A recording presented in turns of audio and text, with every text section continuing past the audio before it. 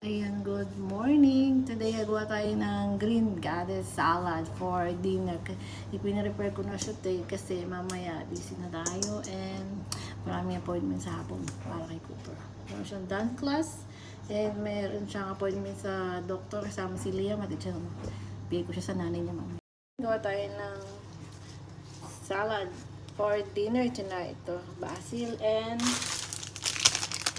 spinach. 1.5 cup of spinach and basil. I think 1 cup of basil, but I bought 3 bags. Yep. Ayan, bali, nakat ko na yung cabbage, tapos green onion and green apple. Tsaka may cucumber din. Na-ready ko na siya kasi nagmamadali ako, maraming gagawin today. And maghapon na busy tayo. Kaya ayan, green. Yan, himayin lang natin, himay-himay.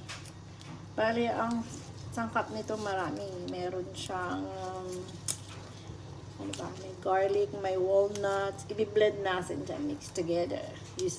Kami tayo ng blender para maging siya, creamy. Yeah. Ito yung spinach. Yep. Wala lang, bali, kailangan natin ng 1.5 cup. But I think that's enough already. Rasa na natin and then put sa blender. And dahil dyan, ang ipapakita ko lang is paggawa ng green goddess sauce. I-blend natin siya. Bali na prepare ko na. Okay. Tingnan natin kung makakuha natin na video. 1/4. Yeah, ito yung yeast. 1 part of yeast. Ito yung pinaka niya, pampalasa niya. And rice wine vinegar, 2 tablespoons. And 2 garlic. 2 cloves of garlic. Yan. Meron pa. 201 tablespoon of olive oil and 1.5 lemon. Sa panglasa lang, isang ginagawa kong 2 para mas siya, mas malasa din. Of course, yung last, yung basil and spinach. Yan. Oops. Siksik na lang natin, then i-blend. Okay?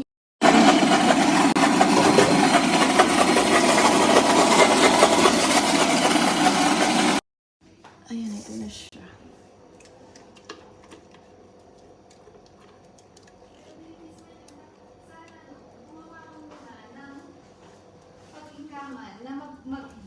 Sa liabilities mo. Ito lang kasi, Ito sabi na. ko maghanap ka muna na. Ayan. Saidi natin siya. And i-mix din sa... Ayan.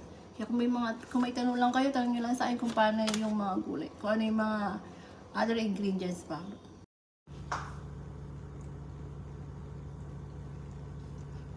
Ayan, haluin lang natin. Mix. Oops. Cool. Ayan, lagyan nyo din ng, nilagyan ko rin siya ng asin. Ayan, just mix them. Yung pinaka-main niya is yung cup. Ayan na siya, guys. Na-mix ko na siya. Na-mix ko na yung yan na yung green goddess salad. Sarap siya, yuso.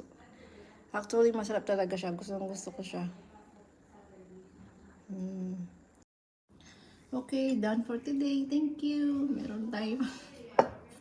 Ready na ating dinner.